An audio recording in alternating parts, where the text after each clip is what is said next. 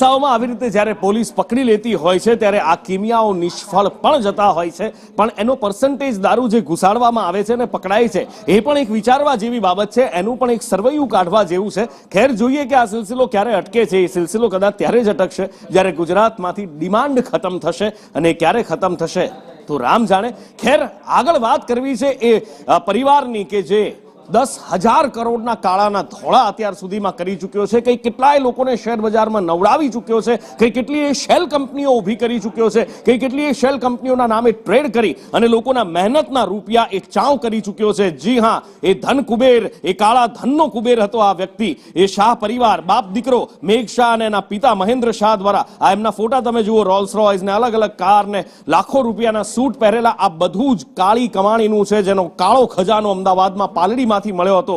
100 kilo સોનું મળ્યું હતું અને સૌ કોઈ ચોંકી ગયા હતા। માણસ છે જે મુંબઈમાં રહે છે, એને દ્વારા ભાડે રાખવામાં આવેલ છે। એ માણસના રિલેટિવ્સની ખોદબીજ કરીને અને આની ઉપસ્થિતિમાં આની વિડીયોગ્રાફી હેઠળ એ ઘરની ઝડપી કરવામાં આવેલી। ઝડપી કર્યા પછી લગભગ 87.920 કેજી ગોલ્ડ બાર્સ જે બ્રિક ફોર્મમાં છે, સાથે સાથે 19.663 કેજી જ્વેલરી, જેમાં એ જ્વેલરી મળી આવેલ। આમ ટોટલ કરીને 107.583 કેજી સોનું અને જવેરાત મળી આવેલ। એ જગ્યાથી 11 જુદા જુદા બ્રાન્ડ્સના લક્ઝરી ઘડિયાળો પણ મળ્યા છે। પ્રારંભિક રૂપે આ બધું મુદ્દામાલ જે છે આની કિંમત 100 કરોડથી વધારે છે। એટીએસના અધિકારી જે કહી રહ્યા છે આટલું ભેગું કરતા કદાચ દાયકા નીકળી ગયા હોય। પ્રતિક મારી સાથે છે। પ્રતિક, કેટલાય દાયકાથી આ મહેન્દ્ર અને મેઘ શાહ બાપ દીકરો આ કાળો કારોબાર કરી રહ્યા હતા, આ પૈસો, આ સોનું લખલૂટ સંપત્તિ બનાવી ચૂક્યા હતા, અને હવે છેક પોલીસના ધ્યાનમાં આવ્યું, હવે છેક એટીએસ કે ડીઆરઆઈ જે પણ તમે કહો એના ધ્યાનમાં આવ્યું। ઘણી બધી શંકાઓ અને સવાલો ઉપજાવે છે, કારણ કે આઈપીએસ અધિકારી સાથે ઘરોબા હોવાની પણ વાત સામે આવે છે। ક્યાંક એવું તો નહોતું કે ક્યાંક કોઈ જગ્યાએ વાંકું પડ્યું હોય અને પછી આ દરોડા પડ્યા હોય? ચોક્કસ સાચી વાત છે।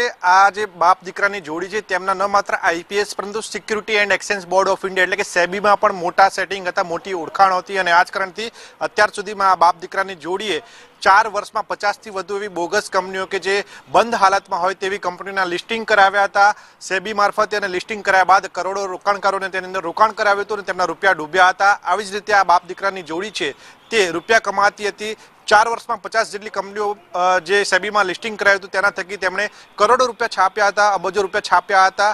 સાથે જ જો વાત કરવામાં આવે તો વર્ષ 2024માં પણ એક ગુજરાત ટૂલ રૂમ નામની જે કંપની છે તેમાં લોકોના રોકાણકારોને રોકાણ કરાવીને રડાવ્યા હતા। આવી અનેક કંપનીઓના નામ સામે આવી શકે છે। આ બંને બાપ દીકરાની જોડી છે તે વર્ષોથી આ જ પ્રકારના કામ કરતા હતા। તેમને શેરબજારમાં ગુલામના નામે પણ બોલાવવામાં આવતા હતા, મહેન્દ્રને કાળિયાના નામે બોલાવતા હતા, જ્યારે મેઘને ખોખાના નામથી બોલાવવામાં આવતા। ખોખાનો અર્થ થાય છે કે ખાલી કંપનીઓ જે પડી હોય છે, ખોખા જેવી તેવી કંપનીઓને મોટા મોટા નામો આપી, મોટા મોટા વાયદાઓ કરીને લિસ્ટિંગ કરવાનું, ત્યારબાદ રોકાણકારોને તેની અંદર રોકાણ કરવાનું અને ત્યારબાદ રૂપિયા બહાર કાઢીને રોકાણકારોને રડાવવાના। આ જ તેમની પદ્ધતિ, આ જ એમની એમઓ હતી, અને આ જ કારણથી અનેક વખત તેમના સામે સવાલો પણ ઉઠ્યા હતા। સાથે જ જો વાત કરવામાં આવે તો ટ્રેડિંગ મારફતે તેમના દ્વારા 10,000 કરોડ રૂપિયા બનાવ્યા હોવાનું પણ સામે આવ્યું છે। સાથે જ ડિસેમ્બરમાં ભારત ગ્લોબલ ડેવલપર્સ નામની જે કંપની હતી તેને પણ સસ્પેન્ડ કરી નાખવામાં આવી છે। સાથે જ મેઘ શાહની જો વાત કરવામાં આવે તો મેઘ શાહની અમદાવાદના પ્રહલાદનગર રોડ ઉપર એક ઓફિસ પણ આવેલી છે, તે ઓફિસ ઉપર પણ તાળા લાગેલા જોવા મળી રહ્યા છે। ત્યારે સવાલ એ થાય છે કે વર્ષોથી આ બાપ દીકરાની જોડી આ જ પ્રકારના કરતૂત કરતી હતી, તો શા માટે હવે આટલા સમય બાદ હવે આ બંને બાપ દીકરાની જોડી જે કરતૂતો કરતી હતી, તેના રૂપિયા કમાતી હતી, તેના ઉપર રેડ પડી છે? શું વાંકું પડ્યું છે તેના કારણે રેડ કરવામાં આવી છે? જોકે હાલ આ બાબતે એટીએસના અધિકારીઓ એ કહ્યું હતું કે ડીઆરઆઈ સાથે મળીને અમે રેડ કરી હતી, અને હવે આગામી દિવસોમાં ડીઆરઆઈ છે તે આ સમગ્ર મામલે તપાસ કરવાની છે। પરંતુ તપાસમાં શું સામે આવે છે તે જોવાનું રહેશે, કારણ કે વર્ષોથી બાપ દીકરાની જોડી છે તે આ જ પ્રકારના કૃત્ય કરતી હતી, આ જ રીતે લોકોને ખંખેરતી હતી। ત્યારે હવે આ બાપ દીકરાના જોડી છે તે જેલની પાછળ જવી જોઈએ તે પણ જરૂરી છે, કારણ કે કરોડો લોકોને તેમણે રડાવ્યા છે, કરોડો લોકોને તેમણે પાણી ફરાવ્યું છે। ત્યારે હવે ચોક્કસથી આ બંને બાપ દીકરાની જોડી છે તેમના